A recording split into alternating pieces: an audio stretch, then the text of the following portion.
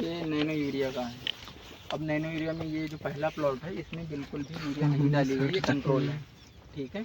उसके जो आगे वाला है T2 रिकमेंडेड डोज, अब जो नाइट्रोजन का रिकमेंडेड डोज होता है वो डाला गया, तो आपको अलग ही दोनों में दिख रहा होगा। फिर तीसरे में हमारा 50% RDN डाला गया है। जैसे मान लो 1 कुंटल हुआ है या 10 kg हुआ तो उसका 5 kg तीसरे वाले प्लॉट में हमारा डला हुआ है। तो आपको तुरंत दिख रहा होगा उसका फ़र्क कि अगर हम यूरिया डाल रहे हैं तब क्या फ़र्क रहता है, यूरिया नहीं डाल रहे हैं तब क्या फ़र्क रहता है, दोनों चीज़ें दिख रही होंगी।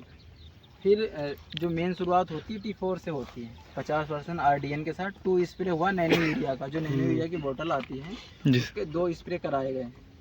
फिर T5 में आया, इसका भी जो सबसे बेटर है T6 है, T7 है, T9 है।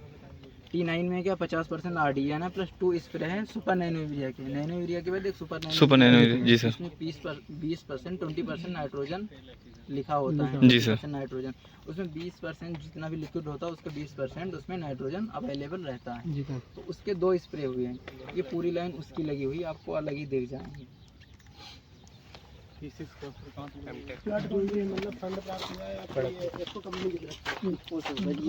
कंट्रोल है, इसमें कुछ भी नहीं डाला गया है, ठीक है।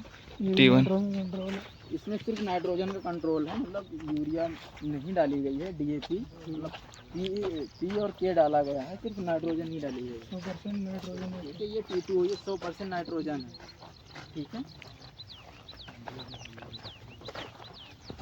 ये T11 है, इसमें 75% RDN है, जो हमारी रिकमेंडेड डोज है उसका 75% पड़ा है, प्लस एक सुपर नैनो यूरिया का स्प्रे हुआ है 45 से 50 दिन पे। ये T4 है, 50% RDN प्लस 2 स्प्रे है सुपर नैनो यूरिया का, 50% मतलब जितना भी डालना था उसका आधा डाला। ये T9 है जो सबसे बेटर है, 50% RDN के साथ 2 सुपर नैनो यूरिया के स्प्रे हैं, 2S लिखा है तो 2 spray super nano urea 1% 1 point मतलब 10 ml इसका हुआ, ठीक है। तो सबसे बेटर जो है हमारा वो ये है, किसान अगर कोई यूज़ करे तो इस तरीके से करेगा तो उसको उपज अच्छी आएगी। ये हमारा सबसे बेटर एक्सपेरिमेंट है।